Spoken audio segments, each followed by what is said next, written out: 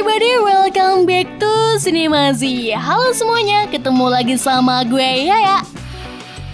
Oke guys, kali ini kita akan membahas sebuah film yang berjudul Come True. Come True adalah film horor fiksi ilmiah dari Kanada yang dirilis pada tahun 2021. Film ini ditulis dan disutradarai oleh Bapak Anthony Scott Burns. Diceritakan seorang remaja bernama Thurston yang berada dalam fase terkelam dalam hidupnya. Dan yang lebih parahnya lagi, Sarah harus berjuang seorang diri untuk melawan mimpi buruknya yang tidak lazim. So, bagaimanakah kisah perjuangan Sarah? Akankah dia bisa mengatasi mimpi buruknya dan menjalani hidupnya dengan bahagia? Oke, langsung aja kita, let's go!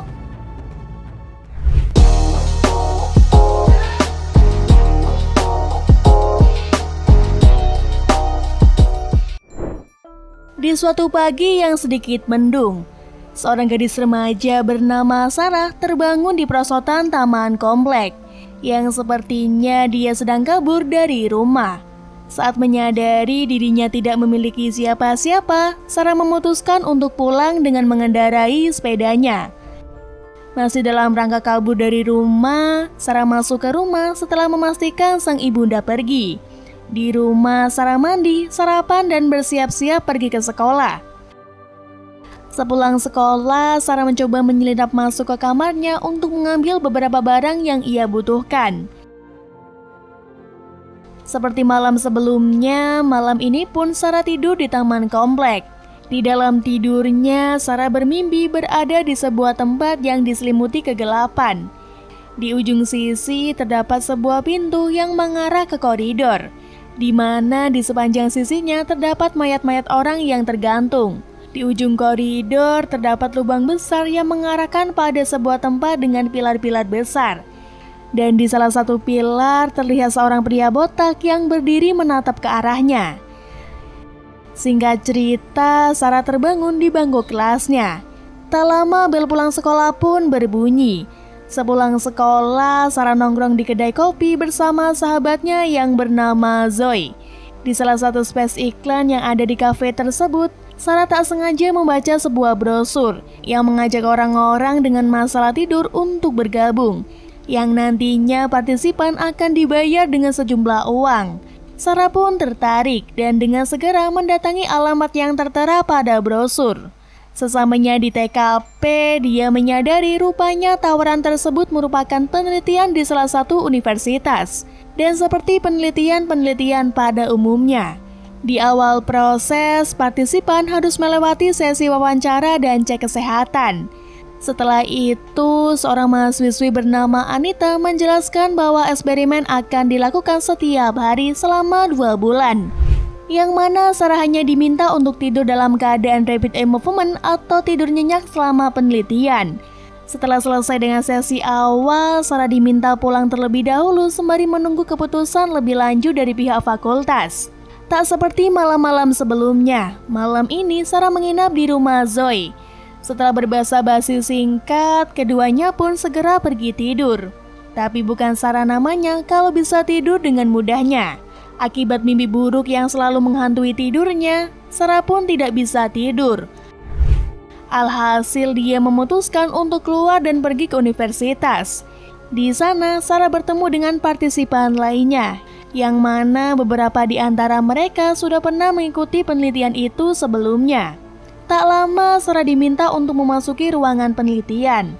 Di sana, dia diminta untuk mengenakan pakaian khusus lengkap dengan helm dan kabel yang terpasang. Setelah semua atribut terpasang, Sarah diminta untuk tidur di ranjangnya. Tak lama, Emily masuk dan langsung dipersilakan menunggu oleh Anita yang sedang menyiapkan Sarah. Mereka pun saling menyapa. Sarah dan Emily sempat kepo dan bertanya apa tujuan dan maksud dari penelitian yang sedang mereka jalani. Namun Anita menjawab bahwa dia tidak bisa memberitahu apapun pada partisipannya. Keduanya pun mulai bingung. Tapi kebingungan mereka teralihkan ketika 2 orang mahasiswa masuk dan menggantikan tugas Anita. Semua objek sudah siap untuk diteliti. Operator monitoring pun sudah standby di layar masing-masing. Dr. Mark, sang kepala penelitian, dengan sigap mengecek setiap prosedur yang akan dijalankan. Sarah tertidur dan secara otomatis masuk dalam proses penelitian. Begitu pula Emily. Saat ini mereka sedang memasuki tahap 1, di mana waktu terhitung setelah mereka memejamkan mata dan mulai kehilangan kesadaran. Dalam fase ini, orang akan merasa belum sepenuhnya tertidur. Bahkan kadang-kadang mereka merasa sedang terjatuh. Padahal mereka sedang mengalami kontraksi otot yang disebut mioklonia hipnik. Jadi kalau kalian suka ngerasa jatuh pas tidur atau tiba-tiba kaget karena badan bergerak sendiri, berarti kalian sedang mengalami hal ini. Oke, lanjut ke penelitian. Mereka sudah memasuki tahap kedua, di mana tubuh mulai rileks, suhu mulai turun, detak jantung melambat dan tidur semakin nyenyak. Kemudian di tahap ketiga dan keempat, gelombang mulai melambat. Mereka pun mulai memasuki fase mimpi, yang kemudian bersiap untuk masuk ke tahap REM alias Rapid Eye Movement. Keesokan harinya, Sarah terbangun dengan keadaan terbugar selama hidupnya. Ia menjalani sesi wawancara sesuai dengan prosedur penelitian. Setelah selesai wawancara, Sarah pergi ke kolong jembatan di tepi sungai dan membaca buku. Setelah merasa bosan duduk di pinggir sungai, Sarah memutuskan pergi ke perpustakaan untuk meminjam beberapa buku lagi. Saat sedang memilah-milah buku apa yang ingin dibacanya, tiba-tiba seorang laki-laki nyeletuk dan mencoba SKSD padanya. Sarah pun agak risih, kemudian dia pergi untuk menonton bersama Zoe. Namun di bioskop rupanya dia melihat sosok laki-laki itu sedang menonton di bioskop yang sama. Karena sedang dalam mode no lab, Sarah pun tidak menggubris keberadaan orang tersebut. Malamnya, Sarah kembali menjalani penelitian tidurnya, namun dia tidak melihat kehadiran Emily di ranjangnya. Sarah bertanya pada mahasiswa yang bertugas, dan pria itu bilang ada kemungkinan Emily terlambat malam ini. Kemudian Sarah pun mulai tertidur. Dan dalam tidurnya, lagi-lagi dia memimpikan dunia kegelapan yang selama ini menghantuinya.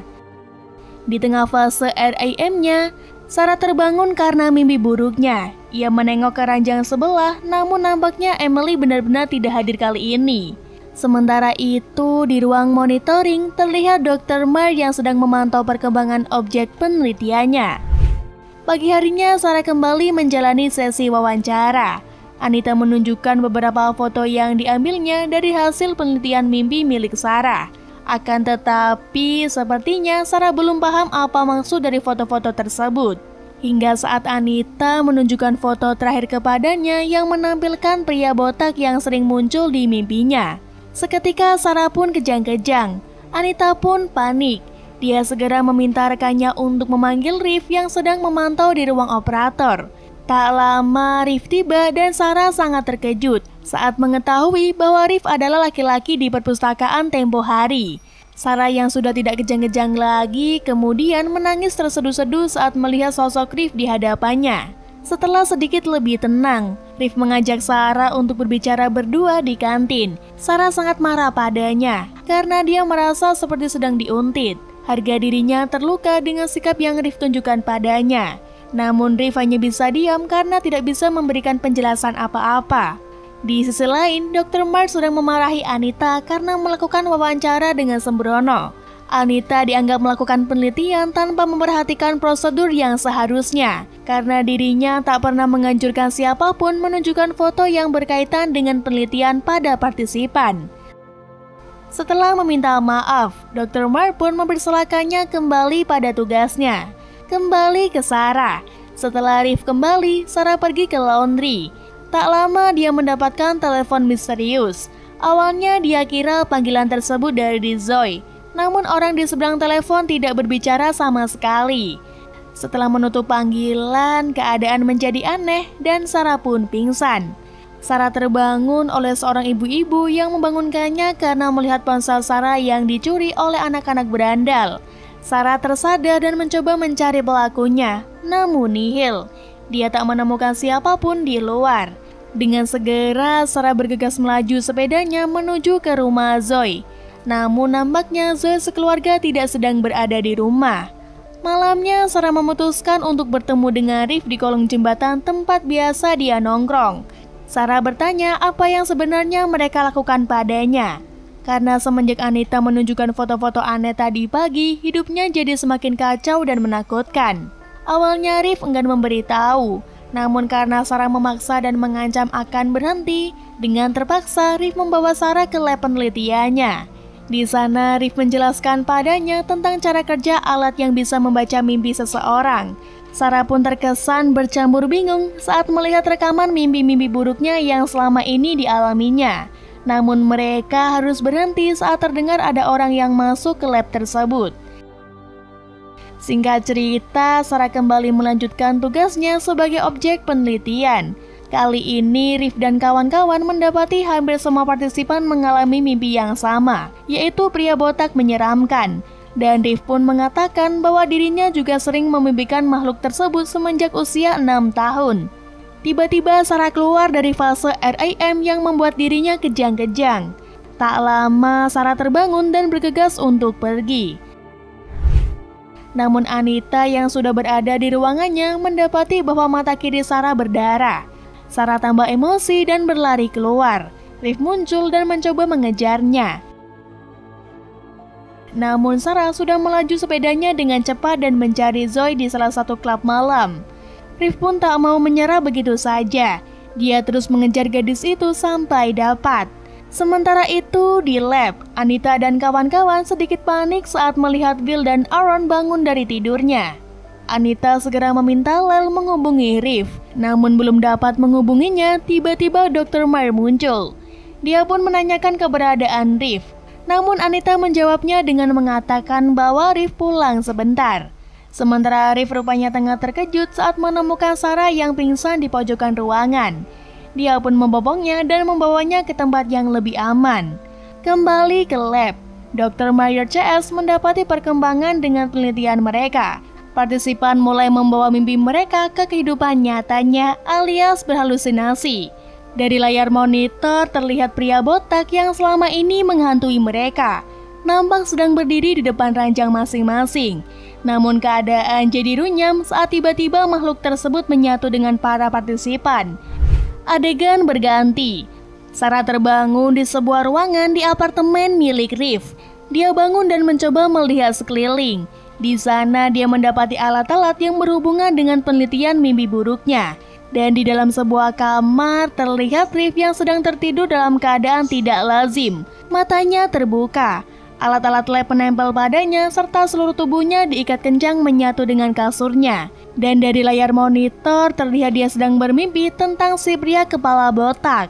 Sarah bergegas membangunkan Rif. Dia menggoncang-goncangkan tubuh pria tersebut dengan sekuat tenaga. Tak lama Rif pun terbangun. Kemudian mereka saling menyapa menyadari bahwa pasiennya telah bangun. Rif membawanya ke kedai terdekat untuk mengisi perut. Setelah keduanya merasa kenyang, Rif membawa Sarah berkeliling sebentar dengan mobilnya.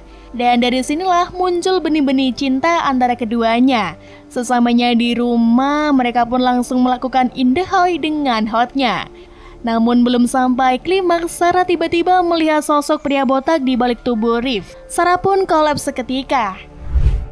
Rif segera membawa Sarah ke rumah sakit. Sarah menjalani tes menyeluruh untuk mengecek apakah ada hal yang salah dengan tubuhnya. Namun hasil masih menunjukkan batas normal, walaupun Sarah masih dalam keadaan tertidur. Saat sedang menunggu Sarah di bangku rumah sakit, Rif mengalami mimpi buruk. Dalam mimpinya terlihat sosok mirip Groove dengan kedua matanya menyala. Kemudian terdapat sebuah ruangan dengan pintu besi di ujungnya. Saat pintu tersebut terbuka, terlihat sosok pria botak yang sedang berdiri mematung. Kemudian muncul makhluk berkepala kaki yang sontak membuat Rif terbangun. Rif segera bangkit dari tempat duduknya dan pergi ke ruangan Sarah. Namun ternyata Sarah sudah hilang dan perawat tidak ada yang tahu keberadaannya. Setelah mengawasi CCTV, dia melihat rekaman Sarah yang sedang berjalan menuju basement seorang diri. Rif segera berlari menyusul gadis tersebut. Rif mendapati Sarah yang berjalan dengan mata tertutup. Dia memanggil namanya, namun Sarah tetap tidak sadarkan diri dan terus berjalan menuju ke suatu tempat.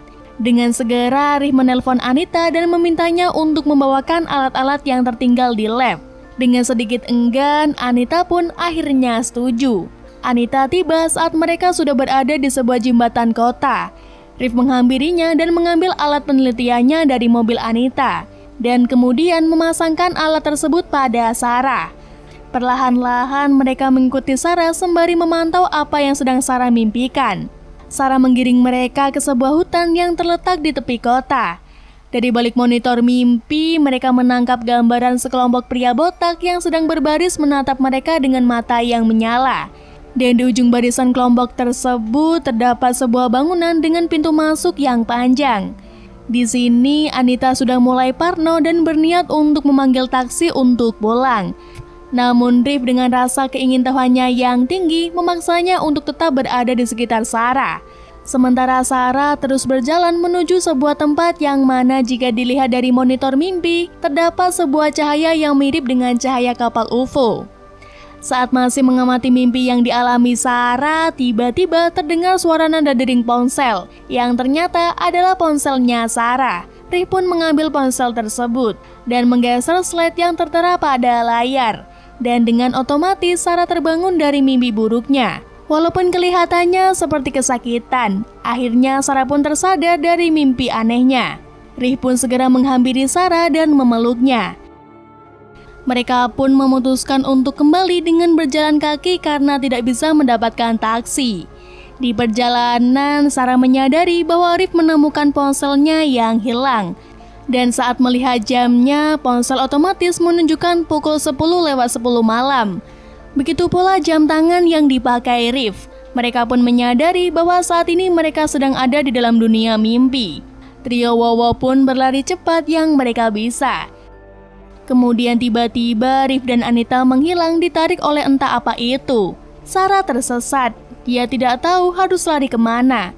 Dan di saat yang sama pula pria kepala botak muncul dan semakin mendekat. Kemudian Sarah mendapati dirinya di malam saat dia dan Rif in the high, anjay.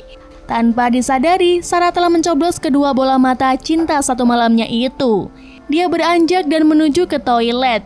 Dan saat dirinya bercermin, terlihat sepasang taring yang terpampang rapi di dalam mulutnya. Adegan terakhir menampilkan pesan di dalam ponsel milik Sarah, yang mana mengatakan bahwa saat ini Sarah tengah koma selama 20 tahun. Dan mereka sudah menemukan teknik baru untuk menyelamatkannya. Mereka juga tahu kapan Sarah akan membaca pesan ini. Dan semuanya berakhir. Film pun selesai. Cukup membanggakan ya akhirnya. Sungguh plot twist yang tidak kita harapkan, apalagi dengan alur yang anti klimaks gini. Tapi at least untuk jalan cerita cukup ringan sih, jadi bisa dinikmati. Kurangnya paling cuma alasan kenapa Rif dan Sarah bisa mimpi hal yang sama dari mereka kecil.